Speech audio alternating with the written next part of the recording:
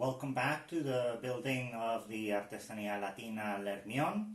And in this part I will be finishing the planking of the hull with the last 10 rows of the bottom of the ship. To calculate this, I just took a number of spare planks, and at the widest part in the middle of the ship I stacked them up, and approximately that's the space that is left. So to start off, the first thing will be to add the last plank right at the bottom.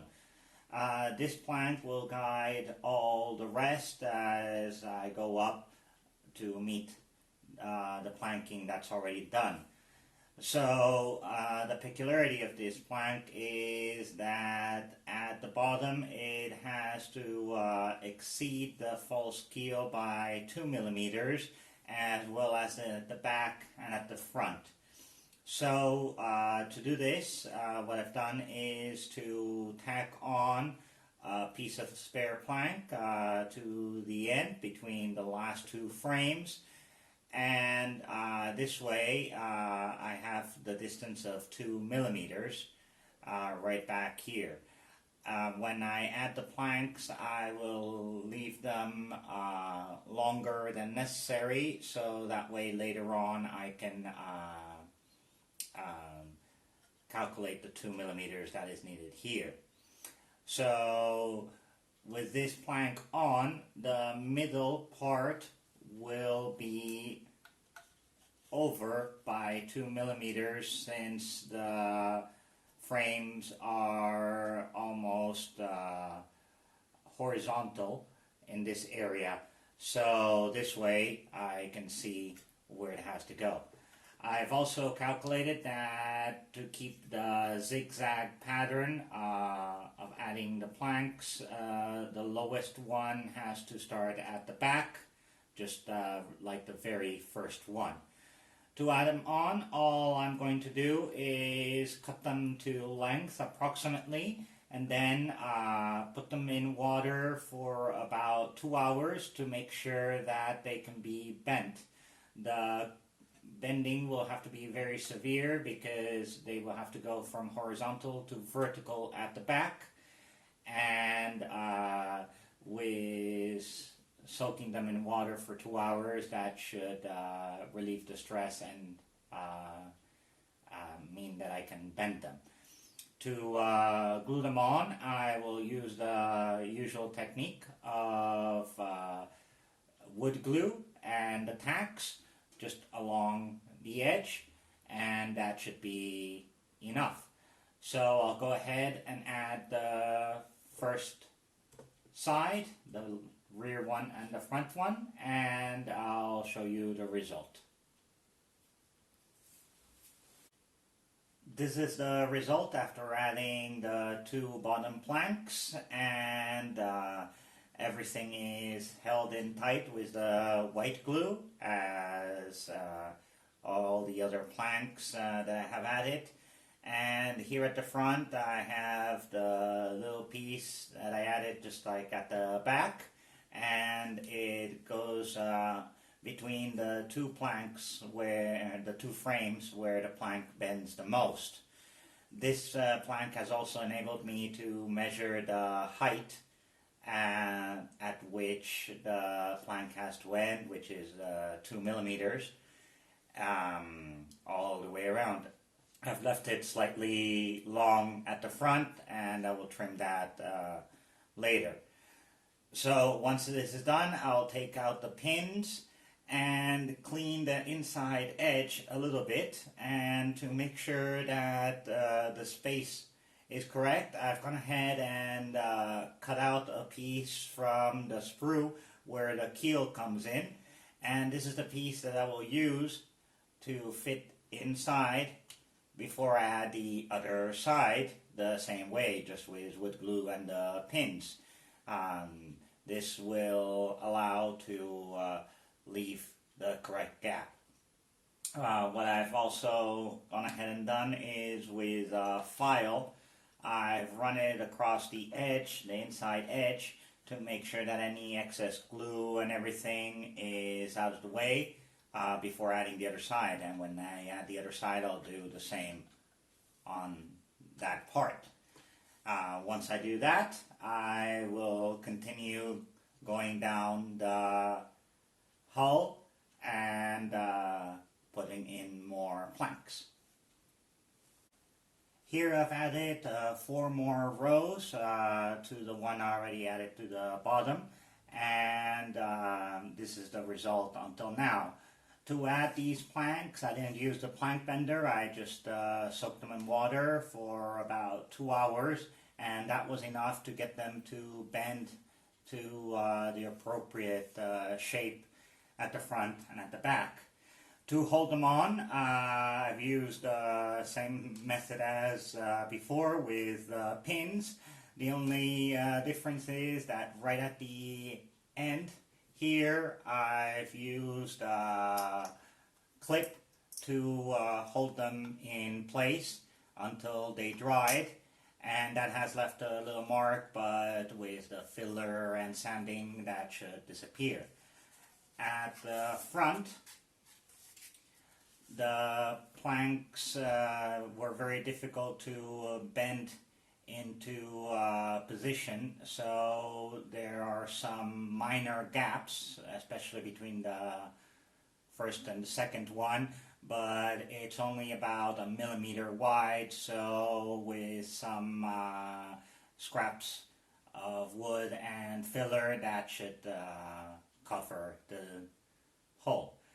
So from now on, I'll differ from the instructions a little bit. The instructions say to keep on adding the next 3 planks and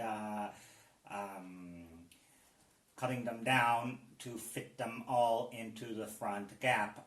What I'll do is just the next row, which is the 6th row from the bottom, I'll fit that right here, bending it a little bit with the plank bender, and that should cover the difference without having to shorten any other planks. This means the next couple of planks won't reach all the way to the front, and they will just stagger in and act a little bit at the front as filler planks, just as I did before in the midsection.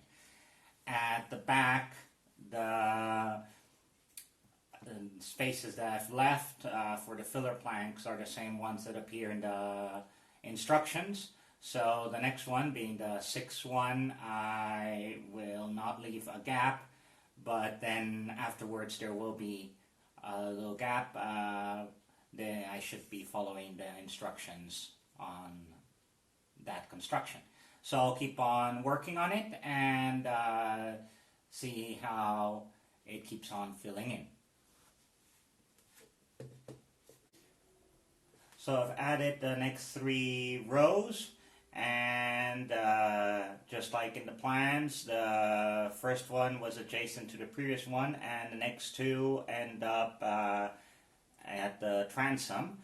And at the front, the first one that I added covered the hole all the way to the front, and that means that the following ones, I'm finishing them with a wedge shape to fill in the hole. So with these 3 rows, I'm left with a gap in the middle, which will leave space for one and a bit of another one, but it closes down to almost 1 millimeter and then opens up a little bit at the back. So what I will do with this next row is I have created a piece to fill in and cut up the front just to make sure that it fits there, and as well as the back, but it will only fill up to this point here. I will probably add a part at the back with the bend, and then use a little piece to fill in this 1 millimeter gap. To cut this out, what I've done is just measured where the plank fits, and from then I just measured the distance and cut a triangle shape into it, and similarly with the rear part. And I made the holes just like before to be able to fit it in. This one I will fit in from the top, not from the bottom as the previous ones, and then that will just leave the small gap to fill in as the last row. So once I do that, I will show you the result.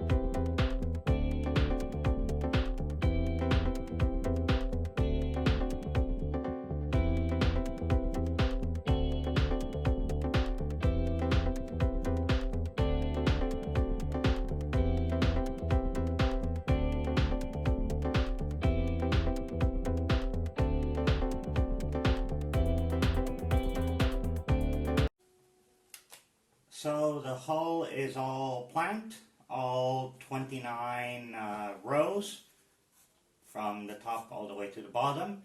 And now all that has to be done is to fill in with wedge-shaped pieces of plank the whole stern part. And there are a couple of gaps that were left there, as well as the small gaps that were left between the planks. And to do that, what I'm doing is using some scraps of plank that I have remaining from the main planking and cutting them down into wedges that fit into the space in the stern.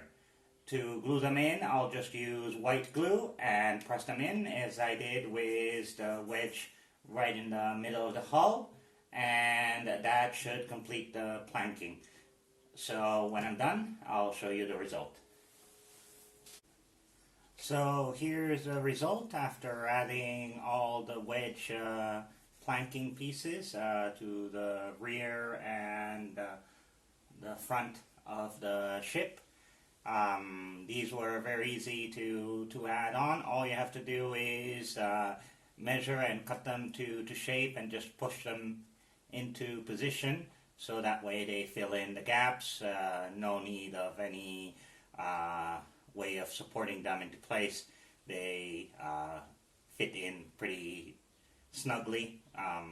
If they don't, with a bit of sanding, they came in no problem. The only problem was the wedge right up here that had to be bent slightly. because of the angle, so I just put it in water for about 15 minutes, and then with a soldering iron I just bent it slightly and fit it into place. One of them was not enough to fill in that last gap, so I added another little piece, and that's the result. So once I did that, I sanded the border at the end and left the 2mm gap that is required in the instructions, and cut off any excess of the planking that was on the inside.